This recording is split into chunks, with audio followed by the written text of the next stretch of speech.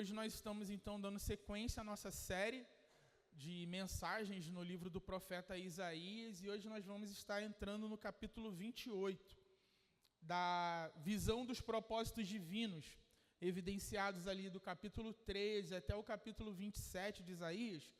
Agora o profeta se volta, a partir do capítulo 28, para a realidade do poder divino.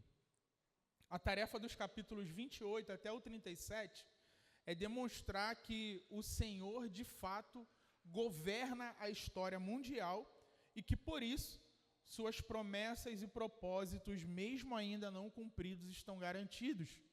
É como se Isaías estivesse dizendo: veja o que ele tem feito agora, confie nele, porque ele ainda fará tudo o que ele prometeu. Confiança em Deus é um assunto que nós mais temos sido exortados pelo profeta Isaías, né, nas últimas mensagens, e obviamente porque essa era uma necessidade de Israel naqueles dias. E ouso a dizer que essa é uma necessidade ainda maior em nossos dias. Porque se Calvino estava certo ao afirmar que o coração do homem é uma fábrica de ídolos, imagina o potencial de fabricação que não foi ampliado com o desenvolvimento da humanidade, o desenvolvimento das tecnologias, do entretenimento, as oportunidades, tudo que nós temos a nosso dispor, né, no dia que, no tempo que se chama hoje, presente.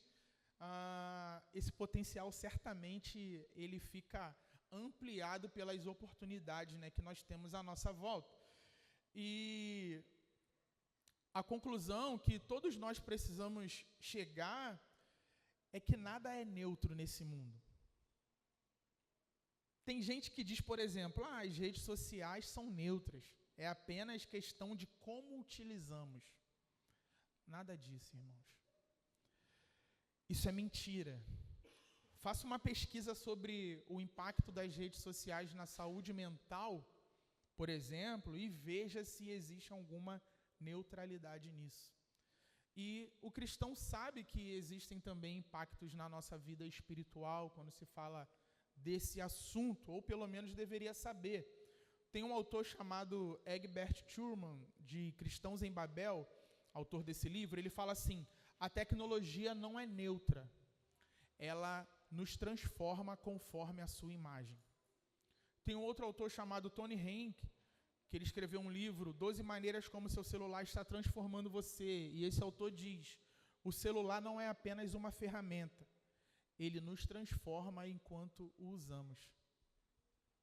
Semelhante com algo que nós conhecemos, né? Entenda uma coisa, não existe conteúdo neutro. Tudo o que não te aproxima de Deus te afasta.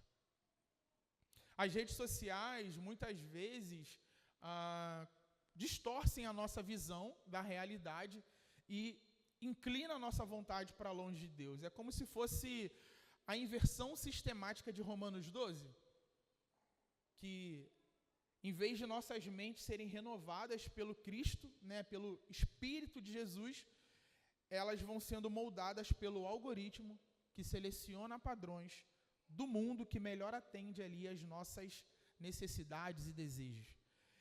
Elas não podem nos fazer mais parecidos com Jesus.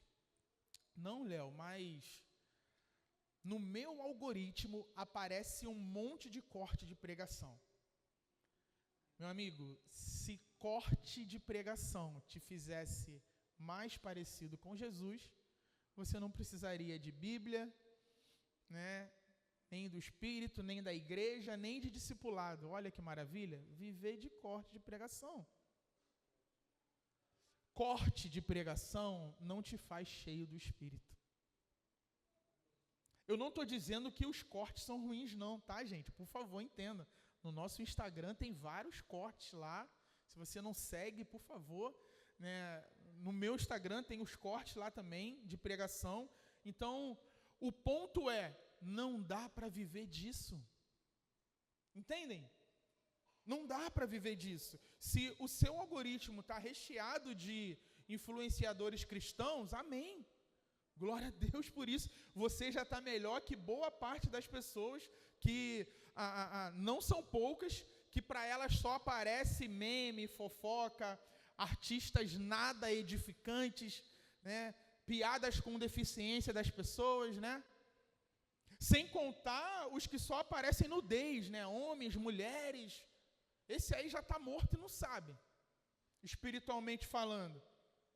O algoritmo, de algum modo, vai revelar como seu coração tem andado. Por isso que a nossa atuação nas redes sociais também precisa ser redimida.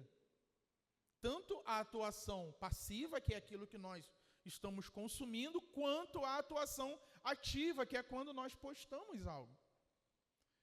É por não ser algo neutro que justamente nós precisamos nos envolver positivamente, lutando contra os que afastam as pessoas de Cristo e fazendo o possível para aproximá-las de alguma forma.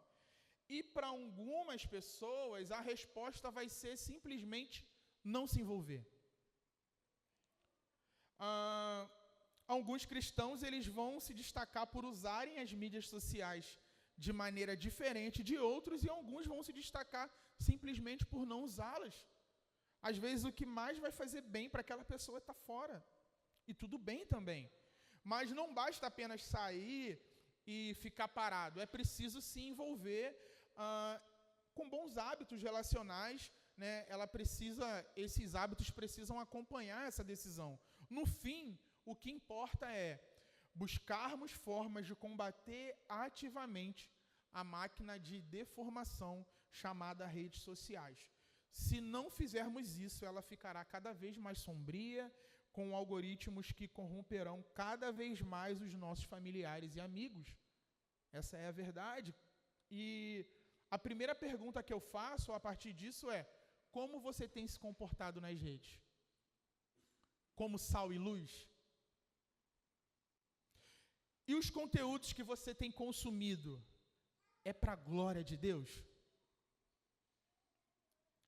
Será que talvez você precise se arrepender? Eu citei como exemplo, gente, algo tecnológico, mas isso vale para todas as coisas que possam ocupar lugar em nosso coração, se tornando um ídolo.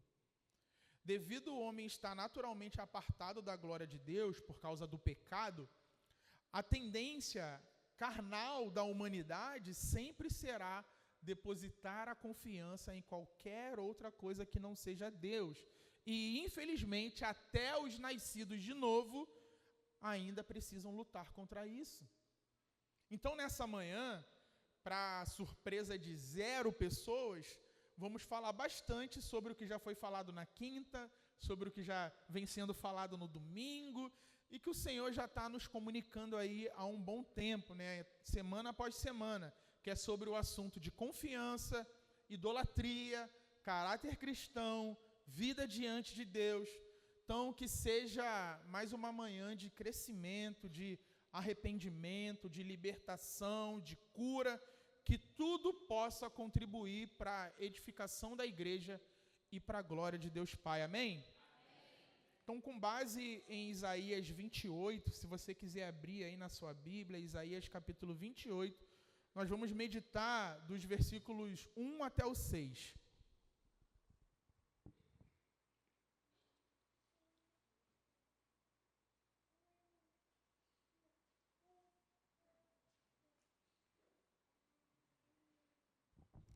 Nessa porção, a ausência de arrependimento por parte do povo de Deus é castigada.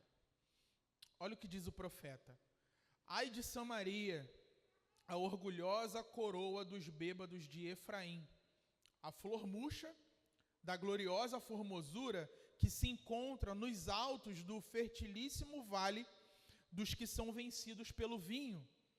Eis que o Senhor vai enviar um homem valente e poderoso. Este, com poder, jogará tudo no chão, como chuva de pedras, como tormenta destruidora e como tempestade de águas impetuosas que transbordam. a orgulhosa coroa dos bêbados de Efraim será pisada com os pés. A flor murcha da gloriosa formosura que se encontra nos altos do fertilíssimo vale será como figo prematuro, que amadurece antes do verão, quando alguém põe os olhos nele, mal o apanha, já o devora. Naquele dia, o Senhor dos Exércitos será a coroa de glória e o formoso diadema para o restante de seu povo. Ele será o espírito de justiça para aqueles que se assentam para julgar e a força para os que rechaçam o ataque inimigo junto ao portão da cidade. Amém? Então o profeta expõe nessa primeira parte do capítulo 28 a loucura dos líderes do reino do norte. Amém, Maria? Amém? Ela falou amém aqui, gente. Foi lindo demais. Esses homens, eles são algo como zombadores orgulhosos. Eles vivem, como diríamos popularmente, crente que estão abafando. No primeiro versículo, nós temos o primeiro ai, de mais uma sequência de ais em Isaías. E ele fala, ai de Samaria, a orgulhosa coroa dos bêbados de Efraim. Quem lembra quando eu falei sobre o ai lá no início dessa série? Quem lembra? Esse ai significa o quê? Alguém lembra? Vamos lá, gente, me ajuda. O que significa o ai? Quando o profeta Isaías ele fala o ai, ele está querendo expressar o quê? Lembra que tinha um duplo sentido? Lamento, né? Tipo, ai, e confiança, né? Ou, desculpa, ameaça. Exortação, né? É um lamento e uma ameaça, tipo, ai. Dependendo da entonação de um ai, né, como ele é proclamado, ele vai ter significados diferentes. Tem o ai do jogador de futebol, que o Maurício dá uma chegada, ele, ai. Aí você já sabe assim, esse ai é expressão de dor. Tem o ai de repreensão, quando o filho está fazendo bagunça, esse ai, ai, ai, ai, ai. Aí é um ai de repreensão. Tem o ai de susto, né? Esse aí a Bel me dá todos os dias, sem faltar. Às vezes ela tá lavando louça, aí eu, amor, ela, ai! Aí eu, pô, esse é o ai de susto. Tem o ai de admiração, né? O ai de admiração, esses dias, pô, ai de admiração a gente estava fazendo um lanche, aí a Gil estava com a gente, aí a gente estava esperando o lanche chegar, e a Gil, daqui a pouco, ai! Aí eu, que houve, Gil? Aí ela, pô, tu não viu o carro que passou ali, não? Eu falei, eu não vi carro nenhum. Ela, ai! Eu falei, pô, ai de admiração. Aí tem o ai de pesar pelo próximo. Às vezes acontece um acidente, né? Você vê um acidente no trânsito, aí você, ai. Então, dependendo da forma que você fala, da situação, do contexto, o ai, ele vai ter um significado diferente. E Israel, ele tinha sido um povo que em algum momento, esse ai para eles era um ai de admiração. Principalmente quanto a seus líderes, né? Imagina o rei chegando e todas as nações ali, e aí a Gil lá no meio, aí o rei de Israel chegou, aí a Gil, ai! Né? Tipo assim, pô, chegou o rei. Só que em algum momento, esse ai de admiração, como o profeta Isaías tem nos comunicado, ele passa a ser de lamento e de ameaça. Então agora, quando se fala de Israel, é um outro tipo de ai. É um ai de, cara, que pena. Olha o que vocês se tornaram. Olha o caminho que vocês estão trilhando. Isso não vai dar certo. Isso não vai acabar bem. É um ai triste. É um ai que lamenta e é um ai que exorta. Quantos estão comigo, gente? Então Isaías ele vai declarar, como de costume, de forma bem poética, a beleza decadente desse povo. Eles estavam embriagados. A flor havia murchado, pois o verme da corrupção estava corroendo as suas raízes. Por isso que ele vai dizer nos versículos 3 e 4, assim, ó: a orgulhosa coroa dos bêbados de Efraim será pisada com os pés.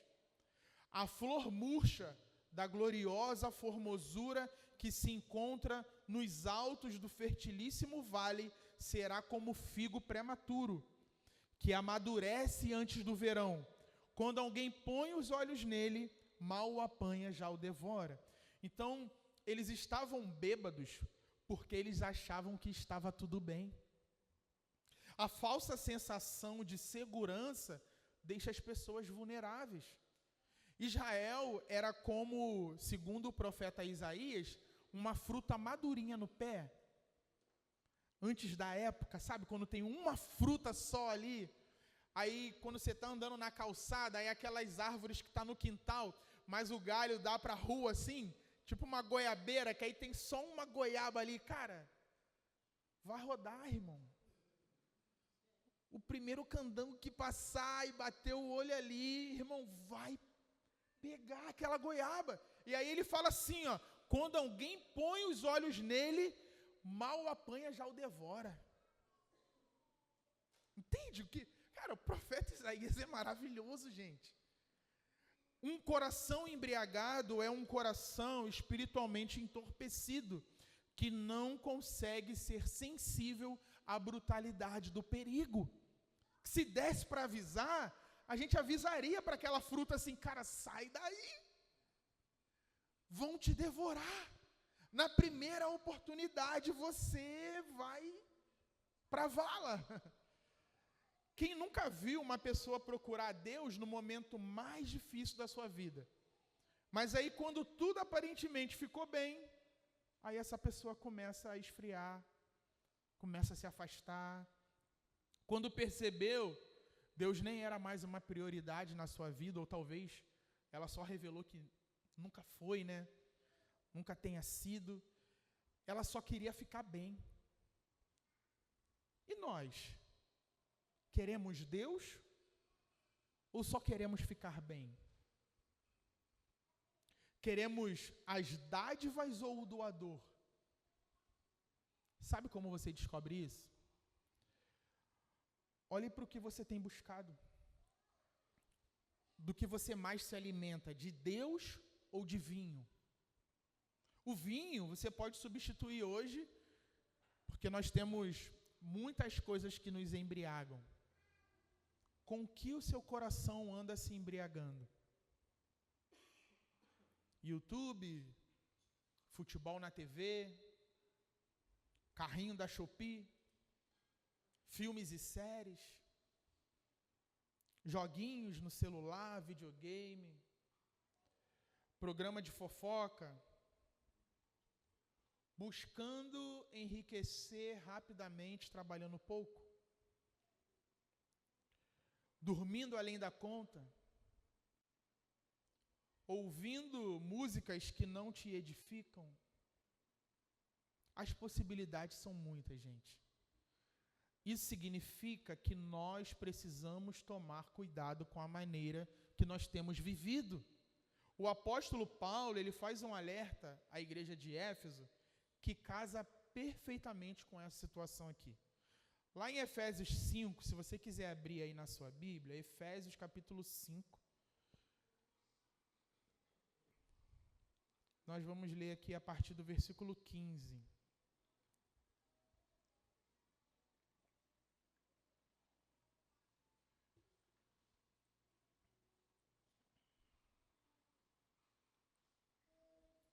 O apóstolo diz assim: portanto, tenham cuidado com a maneira como vocês vivem, e vivam não como tolos, mas como sábios.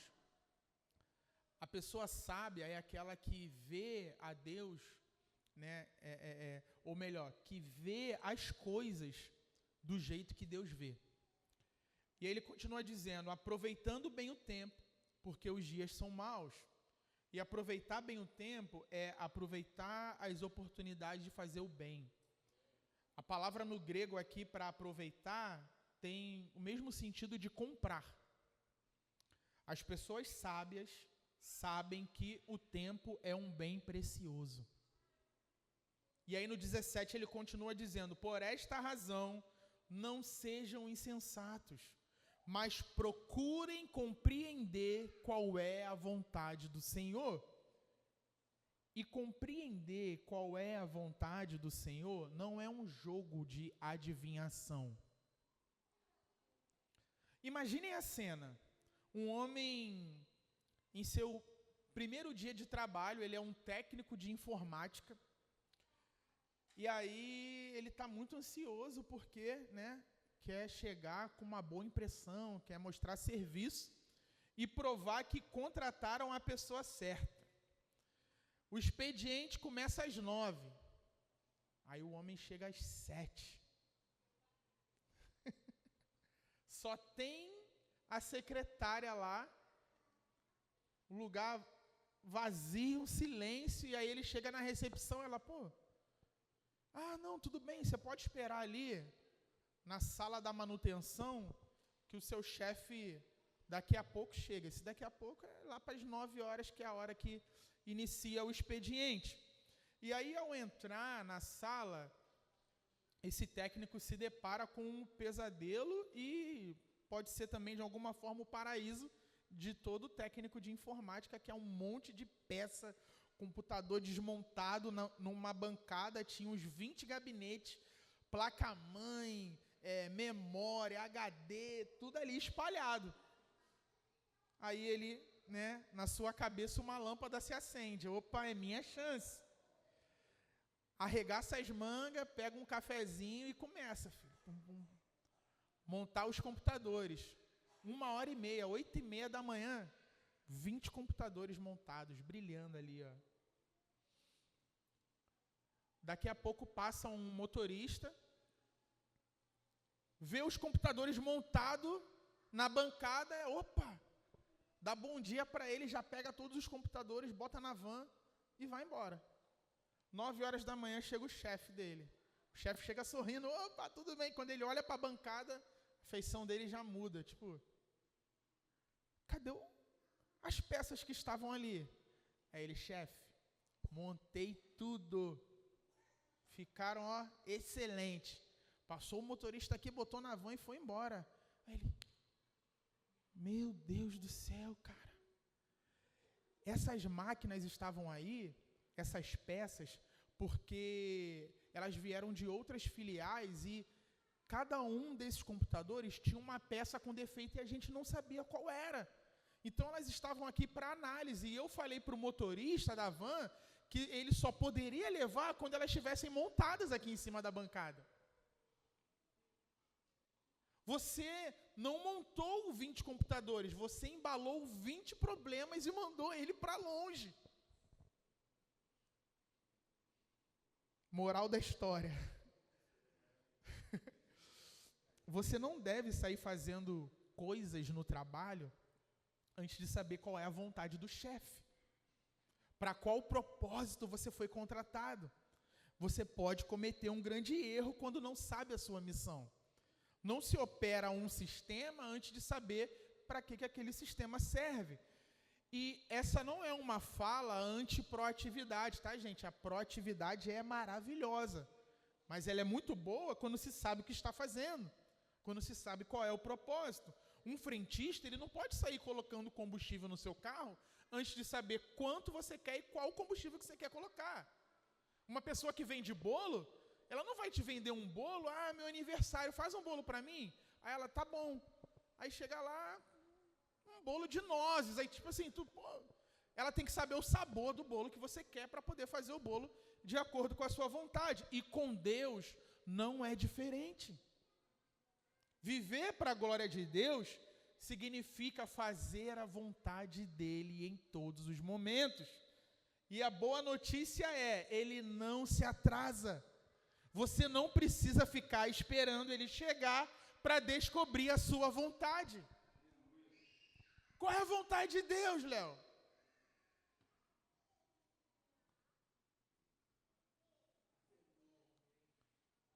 Obrigado, Jesus. Não precisa esperar. Basta você entender o que está aqui. Entenda o que está aqui e viva a vontade de Deus todos os dias. Não é um jogo de adivinhação. Tem gente que fica esperando, né? Não, um anjo vai me dar uma direção e eu vou, gente. Quantos homens morreram por causa disso aqui, cara? Isso custou sangue de muita gente. Há milhares de anos. O Espírito Santo dando direção, dando palavras, profecias, ensinos, sabedoria,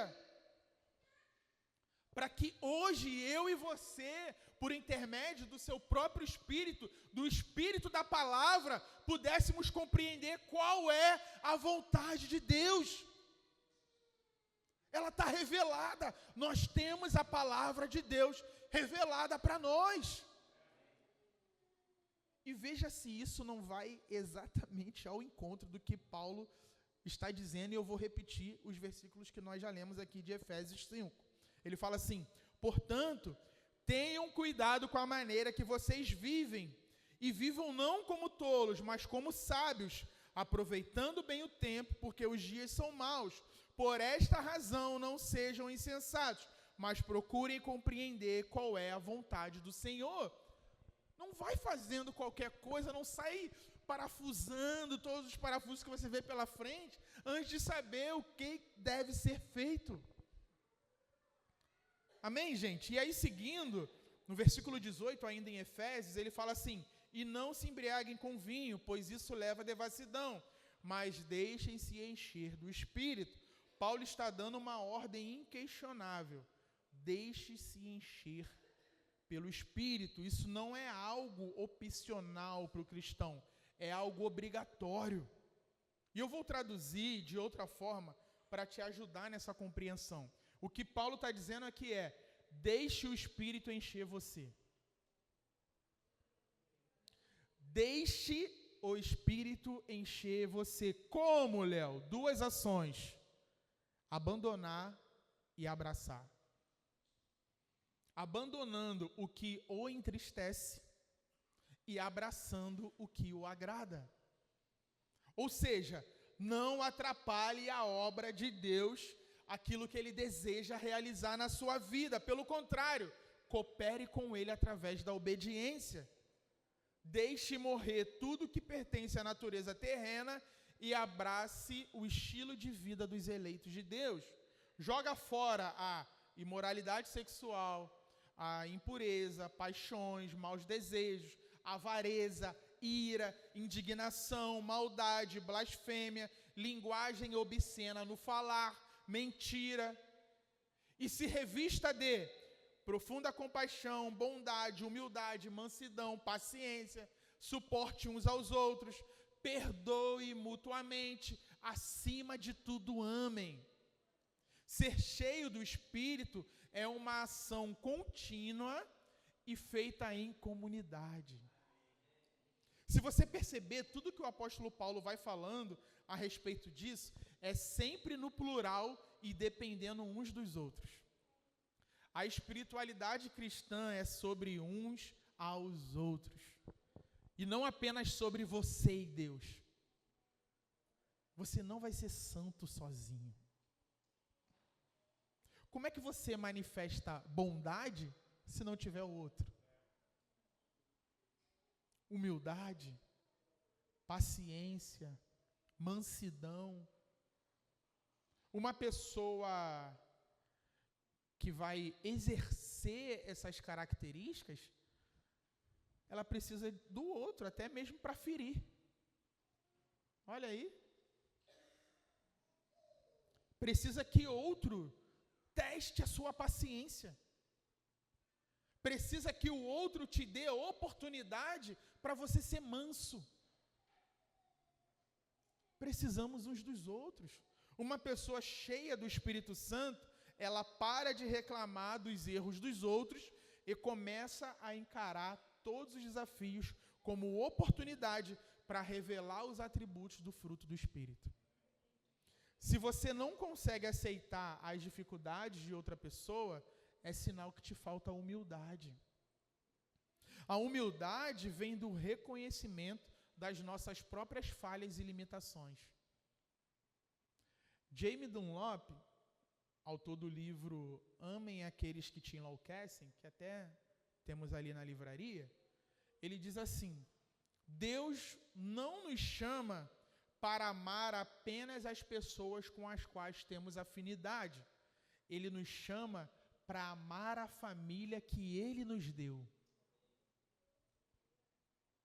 Se você é carnal, você reclama e fala mal de quem não te agrada.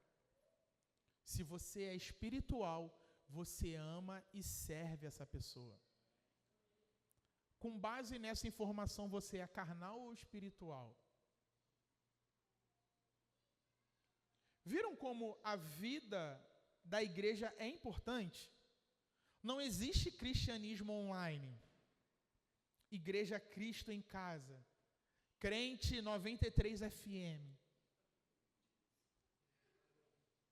Ninguém é cheio do Espírito sem um relacionamento genuíno com Deus e com o próximo. E isso vale também para mega igrejas, né, as grandes igrejas, onde a relação das pessoas nada difere de um cinema. Você só vê a nuca das pessoas e quando troca palavras é no máximo um bom dia, com licença e obrigado. Até domingo que vem. A unidade da igreja não é uma opção, mas é uma vitrine para o mundo que revela o amor para um mundo dividido, gente. Tantas pessoas diferentes vivendo em unidade, é Deus sendo glorificado agora mesmo na terra, sob o olhar de outras pessoas. A igreja que é unida é uma igreja cheia do Espírito. O paralelo de deixar-se encher pelo Espírito está lá em Colossenses 3,16, que Paulo fala assim, que a palavra de Cristo habite ricamente em vocês. Esse é exatamente o paralelo. Ele vai dizer as mesmas palavras que ele disse em Efésios, só que ele muda isso. É um sinônimo. Está cheio do Espírito, está cheio da palavra. Quer viver tudo isso? Quer viver esse padrão que foi falado aqui? Seja cheio da palavra, meu irmão. Como disse John Stott, obedecer a palavra e entregar-se ao Espírito é praticamente a mesma atitude. Ser cheio do Espírito Santo não deve ser algo extraordinário para o cristão. Ou pelo menos não deveria ser. Deveria ser ordinário. Algo que faça parte da nossa rotina, entendem? Estamos lendo a Bíblia inteira juntos em comunidade. Quem aqui está conseguindo manter uma consistência nesse plano, certamente está sendo cheio do Espírito a cada dia, sendo edificado com as contribuições diárias no grupo, conversando sobre o que tem aprendido, colocando em prática a palavra de Deus. Isso é a palavra de Deus habitando ricamente em vós. Isso é estar cheio do Espírito. Se o vinho leva à devassidão, voltando aqui para Efésios 5, como o apóstolo Paulo está dizendo, estar cheio do Espírito levará a pessoa ao que nós vemos no versículo 19 e 20. Falando entre vocês com salmos, hinos e cânticos espirituais, cantando e louvando com o coração ao Senhor, dando sempre graças por tudo ao nosso Deus e Pai, em nome do nosso Senhor e Salvador Jesus Cristo. Que por muito tempo foi falado que era os passos que deveria ser dado para você ser cheio do Espírito. Não, para você ser cheio do Espírito, você se enche da palavra. Se enche da palavra, obedece a palavra, vive a palavra. E aí sabe qual é o resultado? Comunhão louvor e gratidão. É tudo que o apóstolo está dizendo aqui. Comunhão, louvor e gratidão. Ele está fazendo um paralelo. Ele fala, cara, se você se encher de vinho, você vai ficar embriagado. Mas se você se encher da palavra, você vai viver uma vida em comunidade repleta de comunhão, louvor e gratidão. Comunhão, louvor e gratidão. Gente, que maravilha! O cristão cheio do Espírito, ele não está cheio de queixas, mas ele está cheio de ações de graça. Pessoas cheias do Espírito Santo vão formar uma comunidade que transborda gentileza, gratidão, louvores a Deus, perdão, cura. É o que podemos chamar de comunidade do amor, que vai apontar para a Trindade. Uma comunidade cheia do Espírito Santo é o amor que flui da Santíssima Trindade sendo revelado na terra.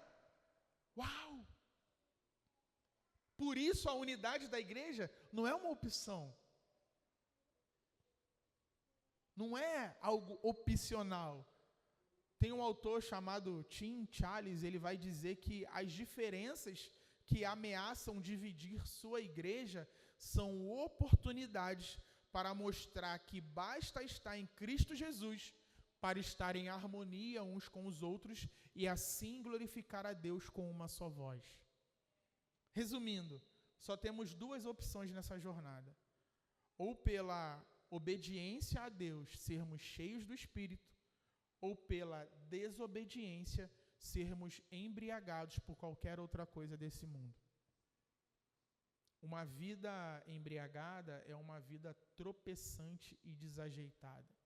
E aí, voltando para o texto de Isaías 28, a coroa, ela não permanece fixada em cabeça de bêbado. Se tiver embriagado, a coroa vai cair, meu amigo. Isso precisa nos trazer um alerta, porque o quê? A palavra no Novo Testamento vai falar a respeito da nossa identidade como reis e sacerdotes. Podemos e devemos aprender muito com essa repreensão que o profeta está fazendo aqui para o povo de Israel. Inclusive, um dos textos utilizados no Novo Testamento que descrevem o povo de Deus na nova aliança como reis e sacerdotes, vai utilizar Isaías 28 em seu contexto. Que está lá em 1 Pedro, capítulo 2, e aí se você quiser abrir também, vai ser bom para acompanhar, vai jogar ali na tela também, 1 Pedro, capítulo 2, do versículo 1 até o 8. E aí no versículo 1 ele diz assim: portanto, abandonem toda a maldade, todo engano, hipocrisia e inveja, bem como todo tipo de maledicência.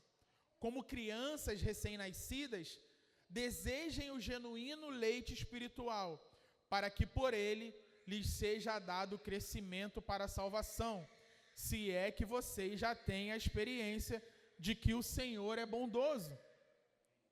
Nossa salvação e nosso crescimento espiritual são resultado da bondade de Deus, como nós estávamos declarando aqui essa manhã, que Ele é bom. Ele não apenas nos deu vida, mas Ele cuida de nós, providenciando todas as coisas para o nosso crescimento e para o nosso amadurecimento na fé. E aí no versículo 4 o apóstolo diz: chegando-se a ele a pedra que vive, rejeitada sim pelos homens, mas para com Deus eleita e preciosa. Então o segredo do crescimento é comunhão com Cristo. Precisamos nos aproximar dele. De Cristo emana todo o poder que nós precisamos para uma nova vida. O ato de aproximarmos de Jesus é um ato de fé que acontece não apenas uma vez, mas é contínuo, dia após dia. E no versículo 5, também vocês, como pedras que vivem, são edificados casa espiritual para serem sacerdócio santo, a fim de oferecerem sacrifícios espirituais agradáveis a Deus por meio de Jesus Cristo. Por isso que nós usamos o termo edificação, para falar do crescimento, do desenvolvimento, do amadurecimento da igreja. Jesus ele está edificando a sua igreja, colocando cada pedra em seu lugar nesse prédio que chamamos de comunidade, pois são pedras vivas. E qual é o nosso papel na comunidade segundo esse texto? É o que ele está dizendo aqui, ó. Oferecerem sacrifícios espirituais agradáveis a Deus por meio de Jesus Cristo.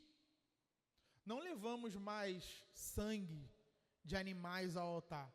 Agora nós levamos a Deus sacrifícios espirituais, a nossa própria vida.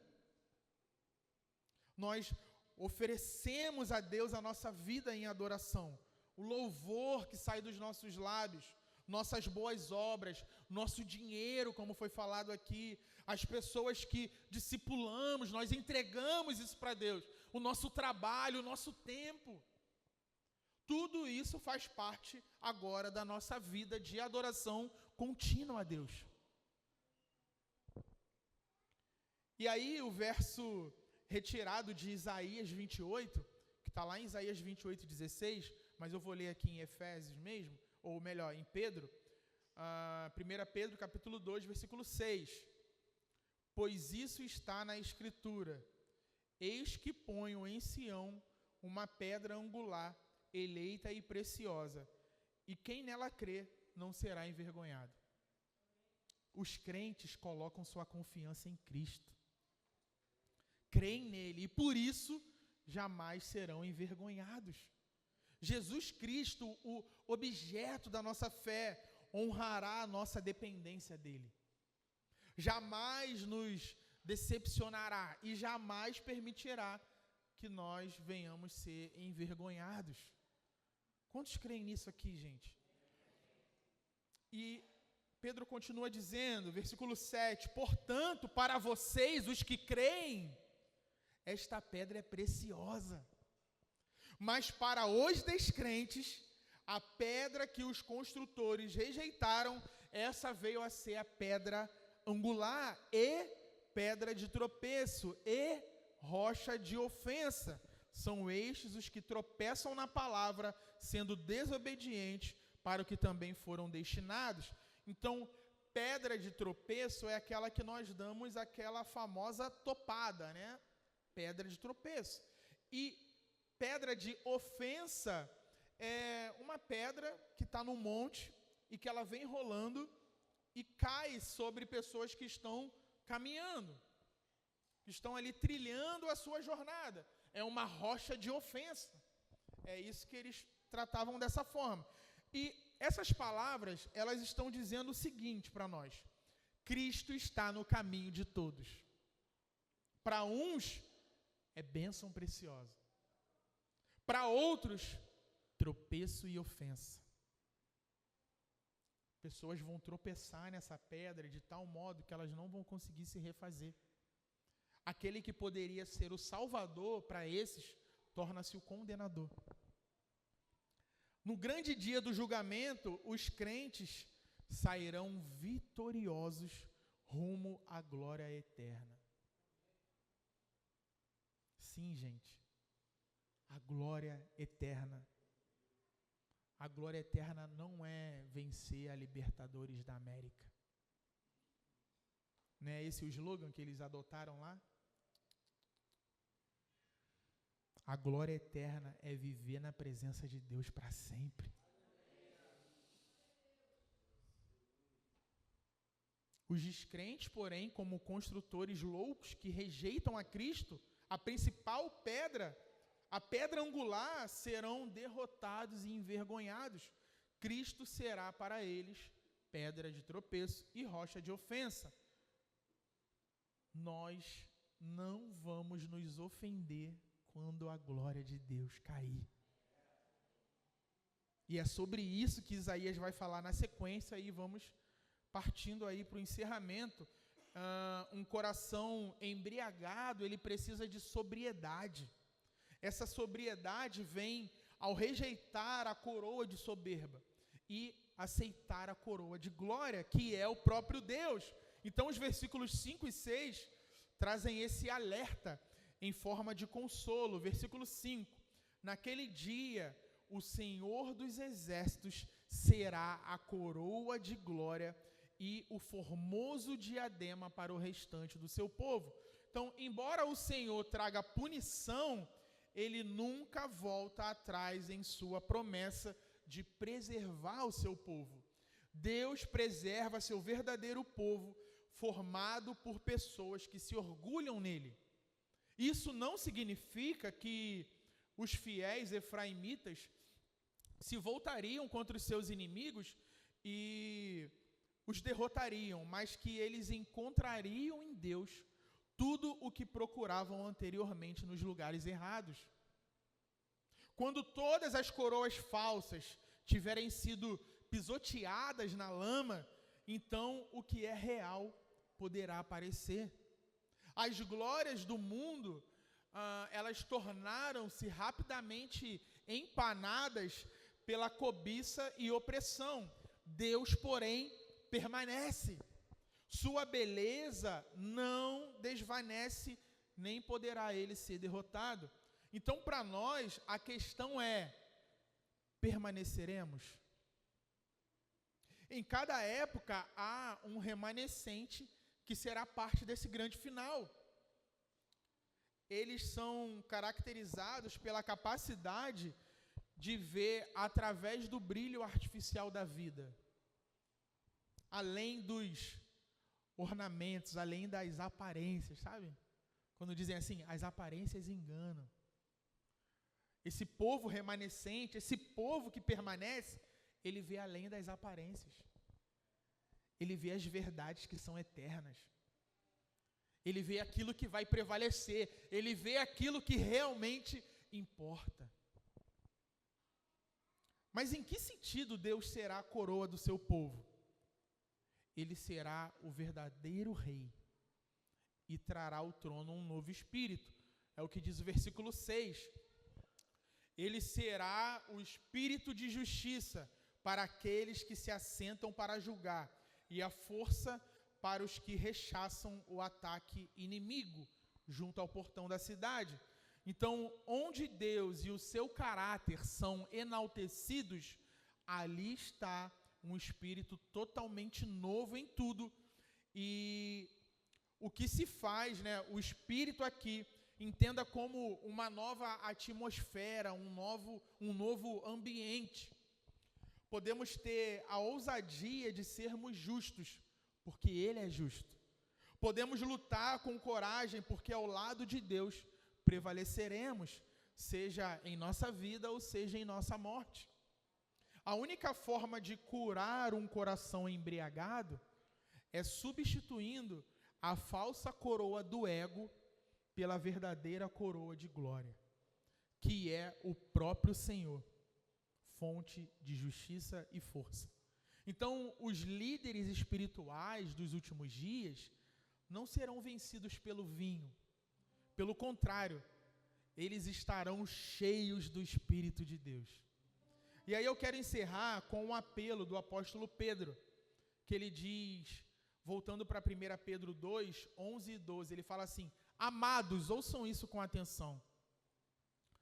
Peço a vocês, como peregrinos e forasteiros que são, que se abstenham das paixões carnais, que fazem guerra contra a alma, tendo conduta exemplar no meio dos gentios, para que quando eles os acusarem de malfeitores, observando as boas obras que vocês praticam, glorifiquem a Deus no dia da visitação.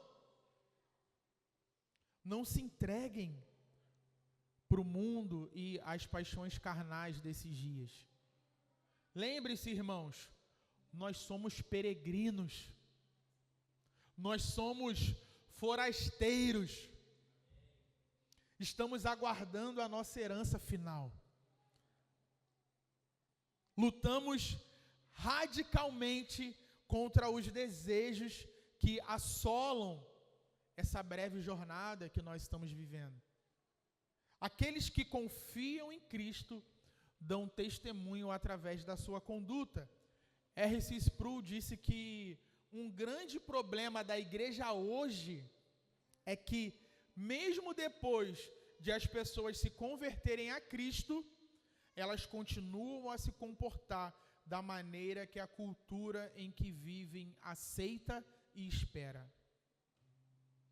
O que o apóstolo Pedro está dizendo aqui no versículo 12 é o seguinte: quando você vive cheio do Espírito, sua conduta exemplar serve de testemunho do Evangelho para todos os descrentes desse mundo.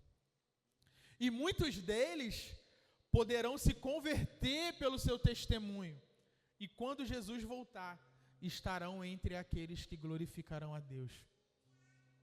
Por isso que ele diz, observando as boas obras que vocês praticam, glorifiquem a Deus no dia da visitação.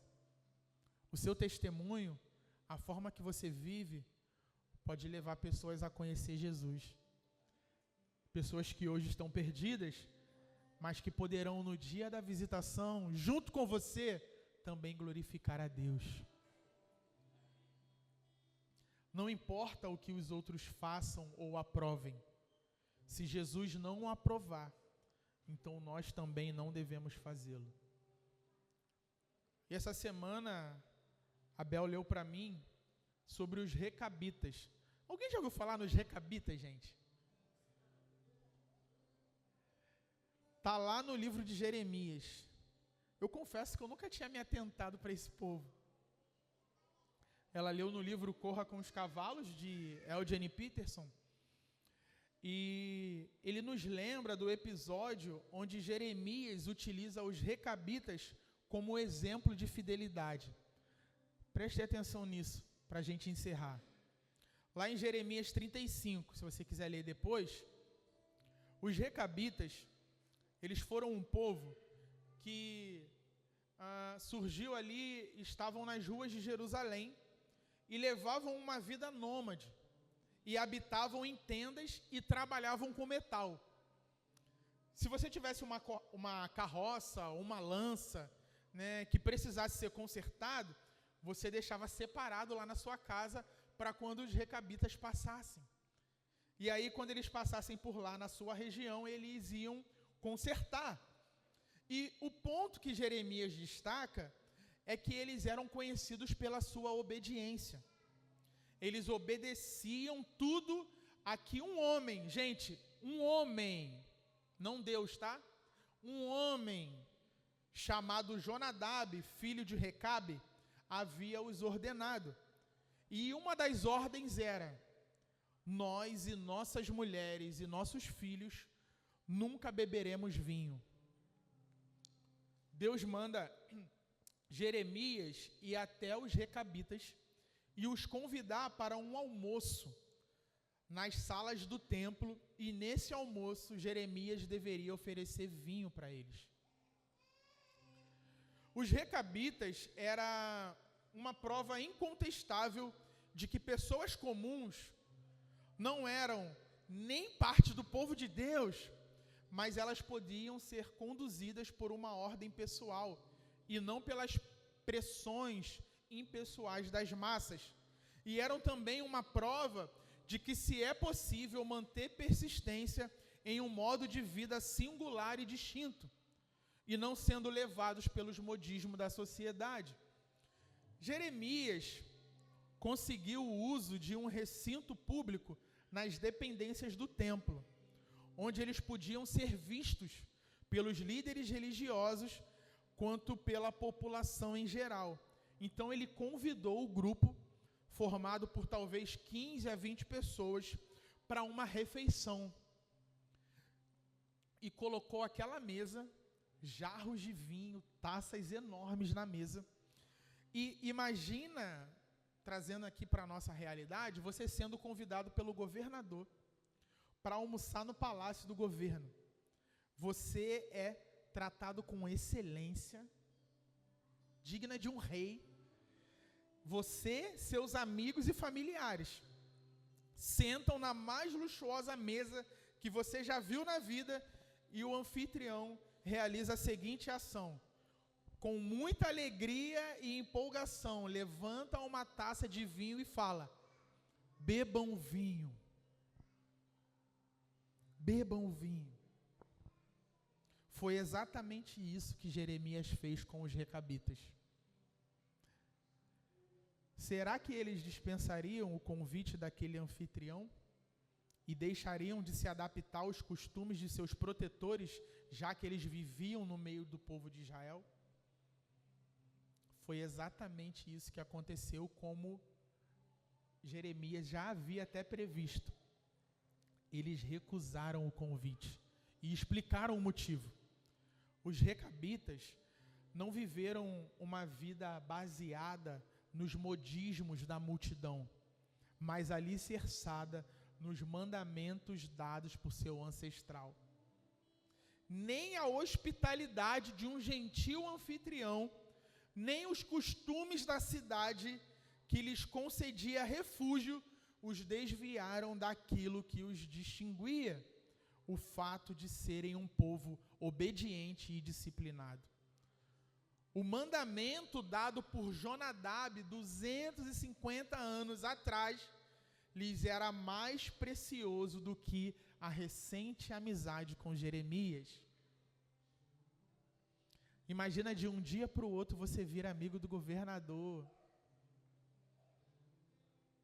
do prefeito, né? O Wagner dirigindo, leva o Eduardo Paes. Eduardo Paes, né? Ele cai na graça do Eduardo Paes, aí leva para a casa dele. Mas vamos supor que ele tem um voto. Cara, Senhor, eu não vou beber mais vinho. E aí o Eduardo Paes prepara aquele momento ali, tal, e ele querendo, né, realmente ali, pô, que legal, pô, você é amigo desse cara. E aí ele bota o vinho na mesa, a taça, ele: todo mundo que chega aqui tem que beber desse vinho chileno, nem que seja um golinho. E aí o Wagner se vê naquela situação. Estou usando o Wagner, mas coloque você, tá? Gente, eu estou falando de um povo, né, trazendo para a nossa realidade, que seria descrente e obedientes à ordem de um homem, não de Deus. E aí Jeremias diz assim, capítulo 35, versículo 13 e 14: assim diz o Senhor dos exércitos, o Deus de Israel: vá e diga ao povo de Judá e aos moradores de Jerusalém: será que vocês nunca vão aceitar a minha advertência para obedecer às minhas palavras? Diz o Senhor. As palavras de Jonadab, filho de Recabe, que ordenou a seus filhos que não bebessem vinho, foram guardadas.